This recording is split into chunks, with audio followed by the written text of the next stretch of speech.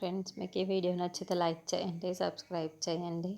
లక్ష్మి, మిత్ర, వివేక్ ముగ్గురు ఆఫీస్కి వచ్చేసి ఎవరి పనుల్లో వాళ్ళు బిజీగా ఉంటారు. లక్ష్మి మేనేజర్ని పక్కన పెట్టుకొని ఒక ప్రాజెక్ట్ వర్క్ గురించి సిస్టంలో చూసుకుంటూ ఉంటే, మిత్ర ఎదురుగా ఉన్న కుర్చీలో కూర్చొని తన ల్యాప్టాప్ను వర్క్ చేసుకుంటూ ఉంటాడు. అప్పుడే జాను ఆఫీస్కి వస్తుంది.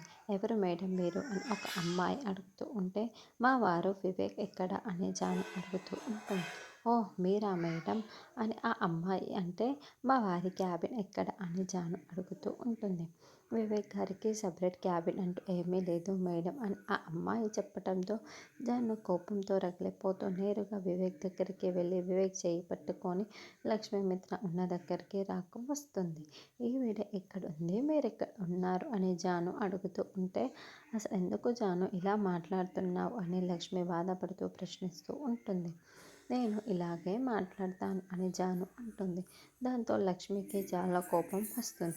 ఎక్కువ మాట్లాడితే పళ్ళు రాలగొడతాను అని లక్ష్మి అంటే, అదే మాట నేను అనగలను అని జాను అనడంతో లక్ష్మి మరింత షాకింగ్గా చూస్తూ ఉంటే, వివేక్ ఏమీ మాట్లాడకుండా మౌనంగా చూస్తూ ఉంటాడు. వీళ్ళతోనే మనం ఇలాగే ఉంటే మనం ఎప్పటికీ బాగుపడం అంటూ చెప్పి వెళ్ళిపోదాం, వీళ్ళతో కలిసి ఉండడం అవసరం లేదు అని జాను అంటుంది. జాను అలా మాట్లాడేసరికి మిత్రకి చాలా కోపం వస్తుంది. మిత్ర వెంటనే చాలా కోపంగా వెళ్ళిపోండి అని గట్టిగా అరుస్తూ చెప్పటంతో వివేక్, లక్ష్మి షాకింగ్గా చూస్తూ ఉంటారు.